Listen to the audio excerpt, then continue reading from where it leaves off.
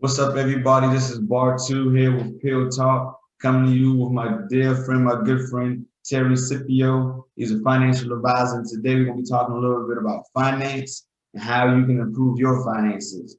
No introduction needed. Terry, how you doing today? Doing well, man. How about you? I'm good. So we want to talk to the people about finances. I know you want to get off the disclaimer. Sure. Just want to put a disclaimer out here that please don't take today's advice as your financial advice. Please consult your own personal financial advisor before taking any of the material that's discussed here today and putting it into action. All right, dope. So right now we're in the middle of COVID-19. First, we need to talk about budgeting and how we need to save the money or save what money that we have. So, what are your tips on budgeting during this time or any time? Sure, great question. So, I've always, even prior to COVID, I've always been of the mindset that debt shouldn't be classified as your number one priority if you don't have adequate savings already.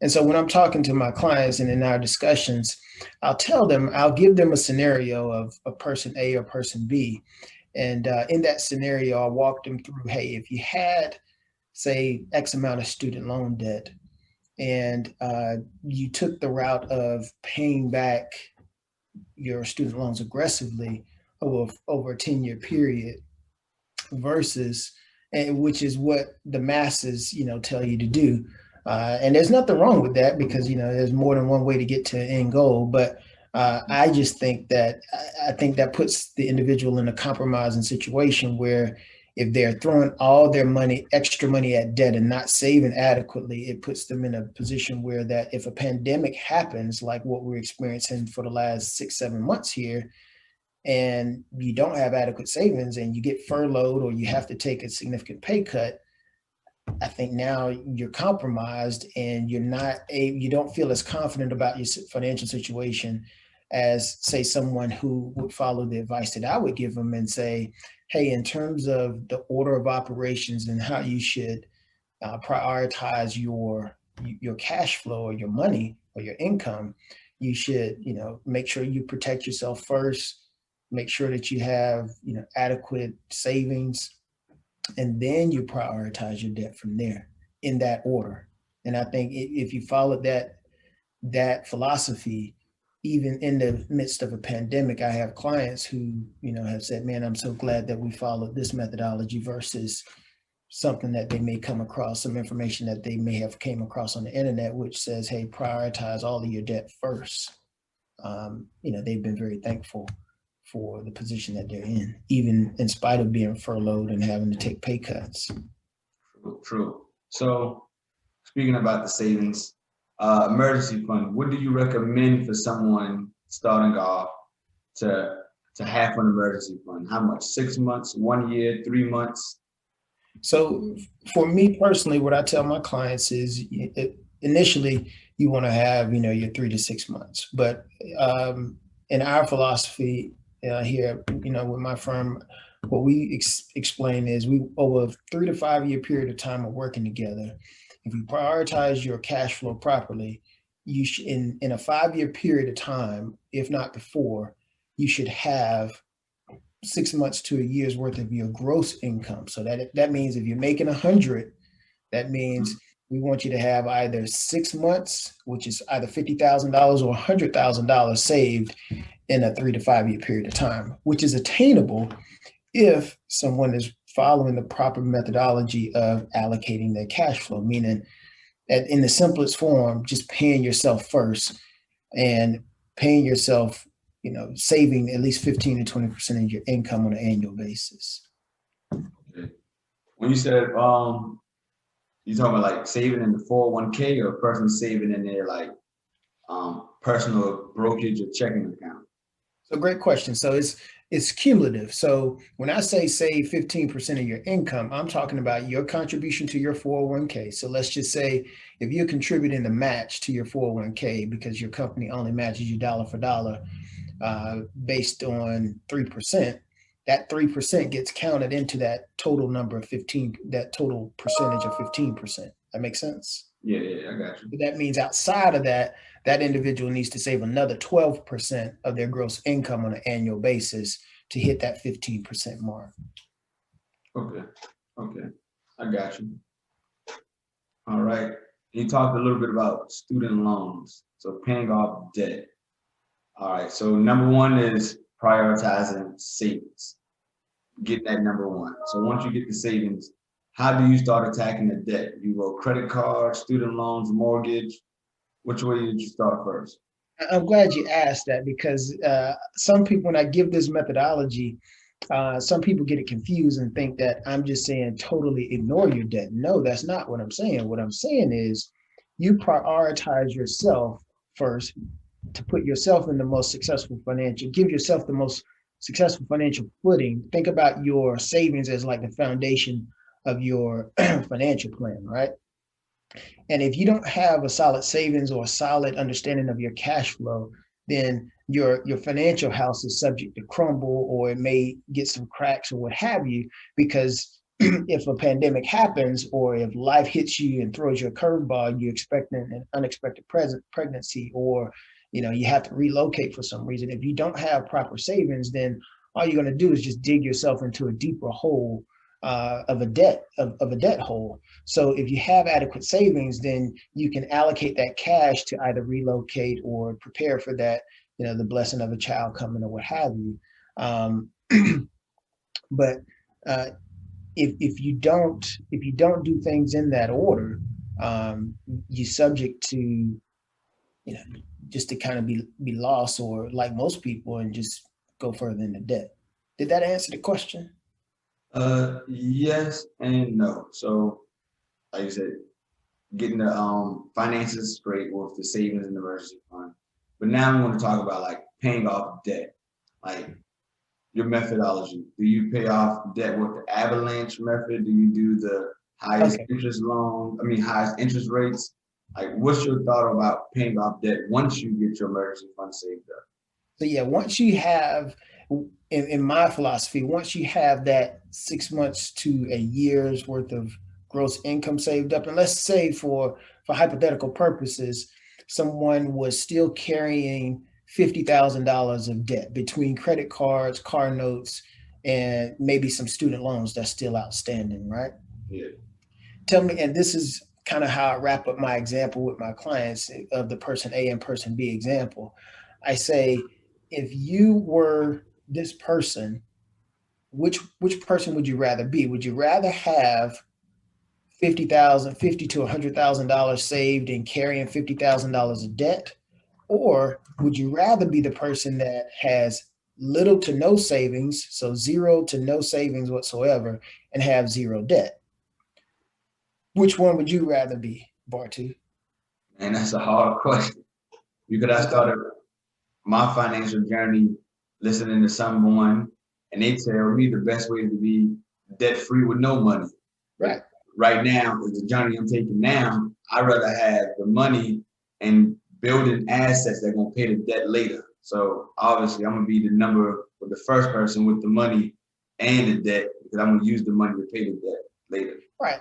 And that's how I frame it to clients. You want to be in position so that if life does throw you a curveball, because we don't live in a vacuum, nothing is 100%, nothing is foolproof, but you rather be in a position, at least I explain it in such a way to explain to clients, that you rather be in a position where you have the ultimate flexibility and the options, because in a period like this, you want to be flexible and you want to be nimble. You want to be able to move and shake as much as need be during a situation like this. So when I present that to a client and they say, I'd rather be person B, because if you're person B and you have $100,000 of cash of savings set aside, and let's say you're still carrying those items of debt, whether it be credit cards, student loans, or what have you, right? Would you feel more confident stroking a check? And all the while, I want to say this as well, all the while, we will have made some extra payments toward the debts, but we're not going to get overly aggressive in doing so. That makes sense. Yeah. So prior to this getting to that 6 months to a year's worth of gross savings. I'm not saying that we're just going to totally neglect the debt and let interest just grossly accrue on us. If we have the capability to do so, let's make those extra payments toward it. But we're not going to do that at, by at the expense of sacrificing your personal financial savings or personal financial foundation. But if you have that $100,000 and you're still carrying $50,000 worth of debt or so, how confident would you be to stroke a check for, say, $30,000 or $50,000 just to wipe it clean, get it out the way at that point, and still have $50,000, in savings still left?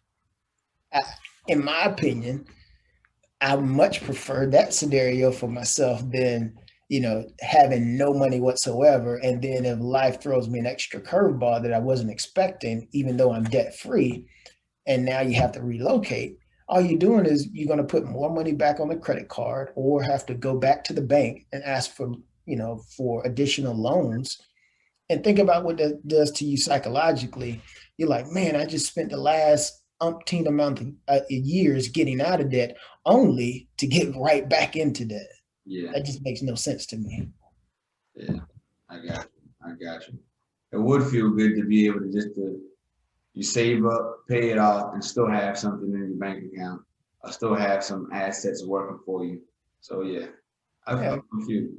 I feel you. That's the journey that I'm on right now. So I understand it. Um, Student loans and mortgages. Any advice on paying those off, on how to attack those? Again, this is my personal opinion. Yeah, Don't take this as advice, but in my philosophy, student loans is like the fifth priority on my list as it relates to personal financial planning, because I where most people tag student loans as a short-term expense, like most personalities that you might come across, whether on the internet, on the radio, whatever, they may tag it as a top line expense, meaning you need to get it out of the way as soon as possible. We have 5 steps in our order of operations, and student loans student loans as well as mortgages are tagged as a longer term type of debt. So it's not as, in my opinion, again, it's not as important to be overly aggressive in paying those two items off ahead of time. if you don't mind, what's your 5 steps? So the first one is you protect your todays. So making sure that you got the proper roof. So if we were building a house, I would take my clients. I have a whole, diagram that I go through with my clients. We talk about the foundation, we talk about the framing of the house, and then we talk about the roof. Well, the protection aspects, so I break it down into 4 different domains. The protection aspect would be like the roof of the house. And the protection aspects are like your insurance, the insurances that you have on on yourself, protecting your income, protecting your life. Do you have a will or a trust established? And do you have some personal liability protection in place? So that's like the roof of the house. And so we put that on, that's number one. So that because your cash flow, your income is the foundation of your financial world, right? Yeah, Because if you don't have any income or cash flow, you won't be able to efficiently accumulate any assets or purchase any assets, nor would you be able to efficiently pay down any debts or liabilities, right? yeah, So we got to make sure that if our health got compromised, where we weren't able to go in and work and do the work that we do, like you go in as a pharmacist, if your ability to earn your salary as a pharmacist were compromised, and you didn't have any mechanism to bring money back into the house because you haven't had time to buy those passive income assets or what have you, right? You need to have something that's going to bring in some income. And that's where the protection piece comes in, like disability insurance or what have you.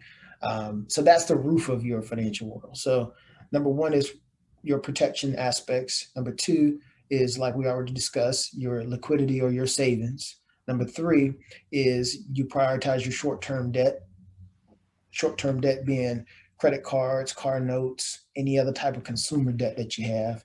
Number 4 is you prioritize your retirement or education contributions to those type of accounts. And number 5 would be attacking your longer term debts like your mortgage or your student loans or your home equity lines of credit. So that's the order of operations that I explain to my clients, and it's worked well for quite a number of my clients, especially during this pandemic. It makes perfect sense. It makes perfect sense. Um, Definitely got to protect yourself first. And one thing that you said in there is like life insurance, making sure that you have life insurance and using that as a tool to protect you and your family for the long term. Right. And so, you often, as an advisor, because I'm insurance licensed as well, you always get the question of, what type of insurance should I buy? Should I buy term life insurance, or should I buy, whole life insurance? And it really, the answer really becomes like, if let's just say you're married. I'm married, so, and with 4 children. So if at the end of the day, does my wife, if I were to go today or tomorrow, does it really matter to my wife whether or not it's term insurance or whether it's whole life insurance?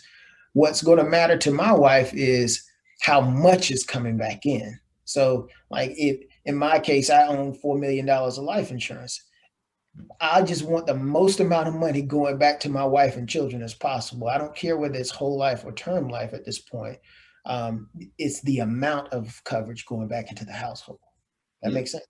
Yeah, I got you. Now, beyond that, as time goes on and you progress in your career, you might want to think about, your allocations to what type of insurance that you own, because one is of a temporary nature, like term insurance, and the other one is of a permanent nature, like whole life or permanent insurance. So at some point, you'll want to evaluate the makeup of what your insurance products look like. Okay. What's up, man? I got another good question for you here. Life insurance. So your job offers you life insurance. Should you take the job life insurance and that be your sole life insurance, or should you get it on your own? What are your thoughts on that? Another good question, man. I get this question all the time, where clients or prospective clients will say, I have, life insurance or disability insurance on my job. And I say, that's great. Get whatever that they offer you that they're going to pay for free. But typically your employer is only going to give you about 1 to maybe 2 times your salary in the amount of life insurance that you need. And then on the disability side of things, they're going to cap how much you're able to qualify for on an individual level. But in terms of life insurance, I always pose this question. I say, would you rather be in a position where if you left your job and you had all your benefits with your job and didn't have any outside of your job, would you rather be in a position where if you left your job that they control all your benefits, so if you leave, you don't have any more benefits? Or would you rather be in a position where you independently own and control your own benefits outside what they give you on your job? And typically, I pose that question to you. What position would you like to be in? So as you know, we go way back, where I've been in a situation where my job got bought out and and they let me go. So because of that, I lost all health benefits, life insurance benefits. So like going forward, something like that is always in the forefront of my mind of like, how can I, like we talked about your 5 principles, protect myself. Mm-hmm. So it would be great to have my own personal life insurance, even if the job offers it. The job one is just extra, thank you, kudos, but I got my own that's going to stick with me thick and thin, whatever the case may be. That's right. Yeah, and that's exactly what most clients say once it's broken down to them in a way that they can, digest it and think about it and say, yeah, you know what, it would make sense for me to control my own benefits. And so that's when they, take the initiative to say, let me at least put in an application and see, what type of rating I get from the insurance company. and then they can make a decision how they want to move forward after the underwriting process has been complete, etc. That's good. That's good. So basically, get your life insurance outside of your job because your job is never, like in my case, never permanent, never something that you can count on 120 years from now. Like your job changes, you change, but when you got your own independent life insurance, it goes with you from wherever you go. Right. Just said a different way, be in control of your own benefits. You always want to be in control. You don't want to be at the mercy of a company, so that if they pull the rug from under you, or you decide to, shoot them the peace sign and say, "Hey, I'm out of here," like you don't have to separate, with the benefits. If you're always in control, you will manage what happens with your benefits rather than a corporation. Man, that's some great advice. That's some great advice right there. No problem, man. I got you. So basically, with the life insurance, at this point, you want to make sure that it's covered. That if something happens to you, she's going to be good for a long term period. You, her, and the 4 kids. Congrats on having 4 kids. Thanks, man. It's a lot. I bet. But like what I say when it comes to when I'm having this discussion with clients, I often say that I lost my train of thought here, Barty. Sorry about that, but I just often explain to them, man, while you're young and healthy, get as much term insurance as you can possibly afford, because you don't know what today or tomorrow holds in terms of your health. And as most people know, when you apply for insurance, it's based on your age and your health characteristics, as well as your family health characteristics. But you can't control your family's health characteristics, but you are in complete control of the first two, right? Your age, the age at which you get it, and your health at the time that you get it. I mean, obviously you got to take care of yourself and all that, and then that's a given. But if you're young and you're healthy, get as much term insurance as you possibly can while you're young. So that way, and make sure you get it with a strong insurance company. An A-rated company in the insurance world or financial services world is not a great company. If you think about a grading scale, right? We got A plus, we got A, and then we got B plus and B minus, right? Yeah. So in the financial world, you have companies have ratings. You got basically triple A, double A, and A. So if I were telling you, Bartu, hey, I'm going to put you with an A-rated company, based on what I just told you of triple insurance companies have ratings of AAA, double A, and A, what would you think about an A-rated company? That's a no-go. Right. AAA. You want to be with the best company that you can possibly be with, because that says a couple of things about the insurance company. It says that company, the AAA company, has a less likelihood of becoming insolvent or not being able to. They have a less likely chance of not being able to pay their death claims or what have you. And more importantly, they're just a stronger company versus the A-rated company. That makes sense? Yeah. And furthermore, the AAA rated company is going to have characteristics about how they manage their expenses when it comes to claims and claims experiences and all that stuff as it relates to clients or policyholders. That's going to give them better results over the long haul in terms of how they manage, their investments and all that stuff. But furthermore, give the client or the customer better options should the client choose to switch from a term insurance policy over to a whole life insurance policy. Your options as a consumer is going to be more favorable for you than an A-rated company. That makes sense? Yeah, I got you. Definitely got you. Any other advice and tips you want to give out to the people out here? Yeah, particularly around, it's great to save money, but everybody gets excited about talking about investments, right? Yes.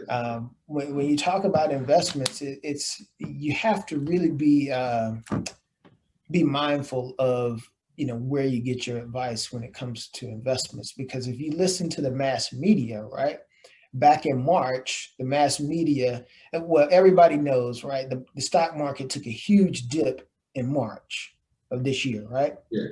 Now, if you were listening to the media at the time, Bartu, would the media have been saying, hey, this is a great time to get into the stock market? Or would they say, hey, don't put any money into the stock market right now. It's down 30%, stay away. What would the mass media be telling folks? What I remember them saying, everybody, the big companies saying, get out, sell, sell, sell, avoid the market at the moment. Right. Now, the greatest investor of our lifetime, Warren Buffett, he has a number of sayings, right? And one of those being, be be fearful when everybody is excited, and be joyful or greedy when everybody is fearful. So I would much rather follow the advice of somebody who's one of the richest men in the world, right? If he's telling me, if his philosophy is that I should be buying when the market goes down at any rate, right? If that's his advice, I'd much rather take a billionaire's advice than some journalist who's on CNBC or something saying don't buy right now. Like I'm hopping in with both feet when it was down 30% off of its all-time highs in the S&P and Dow Jones Industrial Average. Like those are the most opportune times to buy. Like even today, like you and I were talking before the call here, like when the market is down by a substantial amount on a given day, you never want to buy at all-time highs. That means like when everybody is excited about the stock market, like Bitcoin, like a couple of years ago, right? People were like all excited about Bitcoin because it was like at $18,000, $19,000. And then all of a sudden it crashed. Well, you never buy at all-time highs. Don't buy when the market and everybody is has this euphoric feeling. You want to buy on days like this when the Dow Jones Industrial Average was down more than 850 points this morning. Those are the days that you want to buy. So don't be so quick to follow the masses in whatever it is. Always inform yourself. And I tell my clients this also, always inform yourself. Don't just take my word for it. Go and inform yourself, do your own research. Now, when you come back, it's going to be my job to educate you a little bit more, because you probably have, went out here and saw some stuff that, probably has no bearing whatsoever. But always inform yourself. You made a couple of good points, because I remember when Bitcoin was on fire and everybody was like, yo, buy in, get on Bitcoin right now. I'm glad I didn't take that jump into it, because it's never been this high. It can only go up. Yeah. And then shortly after it went down, they were like, man, I'm losing my money. And I'm like, ooh, I'm glad I avoided that. You know what I'm saying? Dodged the bullet, man. Yeah. But I get what you're saying now with buying at a low, like because the market is crashing, like great companies right now are on sale, or they will call a sale, a discounted rate, because they're not at their highs. And we all know that they're going to be around for another 100 years. So if you buy them now and ride that wave back up, that's right. Nothing but profit. That's right. That's right, man. And a lot of people think that investments or investing in general has to be something that's really complicated. And really, if you look at the most successful investors, you'll see that they have a very simple strategy. They buy when everybody else is fearful, and they sell when everybody else, has this feeling of euphoria. So don't get it twisted that you have to have some sophisticated investment strategy. Your investment strategy can be very simple, and you can be very successful. I got a question for you. Speaking about investment strategy, starting off, I got into investing starting off with a very simple strategy, which was buying a S&P 500 ETF, and that way it covers the board. and just keep putting money into that monthly or whenever my increments was. And that was like the whole investment thing. It was like, there's no need to start off with trying to get individual stocks as a beginner, which is like start an ETF. Yeah, I think that's great advice because investing can seem very overwhelming and very very confusing to a lot of people. And buying an ETF, or an ETF stands for exchange traded fund, or an index fund. Um, and by doing that, you kind of take the guesswork out of it, because if you're buying into an index that owns 500 of the world's most industrialized companies, right? Yeah. The margin for error is very small, because while some may be doing very well, some may not be doing so well. So it kind of balances things out, right? Mm-hmm. And so buying something like an index fund that tracks the S&P 500 or a particular sector um, is going to be good, and it simplifies your investment strategy tremendously. Appreciate it. So what's your feeling on buying, so we talking about investing, buying individual stocks?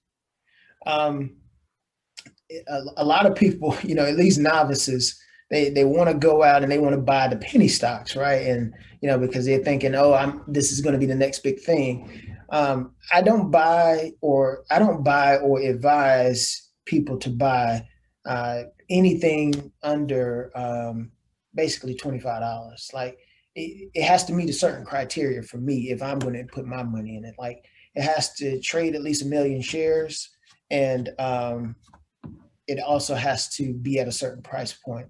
And I got this information from. This is not my own stuff. I wish I was that brilliant to come up with these things on my own, but comes from a lot of research and a lot of reading, and of course a lot of experience. I've been in the industry for 12 years now, so a great book to reference is How to Make Money in Stocks. The author of the book is William J. O'Neill.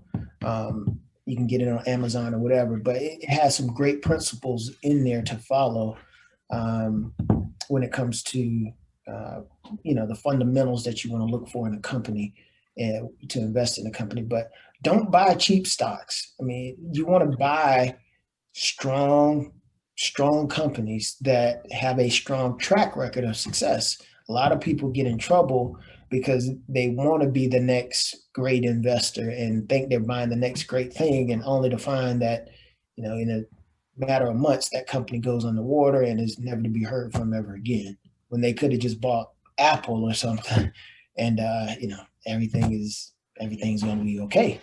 Well, nothing is 100% in the stock market. Let me not say that. But is a higher probability of success over the long haul with Apple versus some fly by night company. Yeah, definitely understand. Someone starting off, all right, they get their first ETF. How many individual stocks do you think they should start with if they want to start getting to like more of an advanced level? Mm-hmm. So that's another good question. And here's my response. It will be based on, and again, this is not Terry Scipio. I wish it was, my brilliance that came up with this stuff. But again, referencing the book, How to Make Money in Stocks. If you have a small account, meaning if you only have, say, $3,000, you don't think of, and this makes good sense, because if you think about it from a practical standpoint, if you have just $3,000 to invest, mm-hmm. would it make sense to buy 3 different companies and break it up into thirds? So buy $1,000 worth of Apple, buy $1,000 worth of, say, Tesla, or buy $1,000 worth of some other big company, right?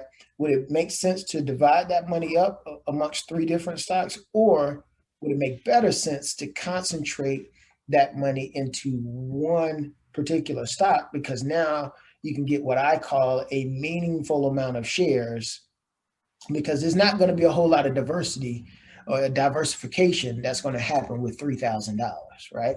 You're not going to be able to buy a ton of different, a basket of stocks that's going to provide some ultimate diversification. If you have $3,000, you'd be better off buying an ETF or something, and this is my opinion again, buying an ETF or buying shares into a strong company like a Boeing, who's at like, based off its highs from earlier this year, I think Boeing was trading at like upwards of $350 per share. You can buy it today for like $149. It was been that low this morning, like 149.50 or something like that.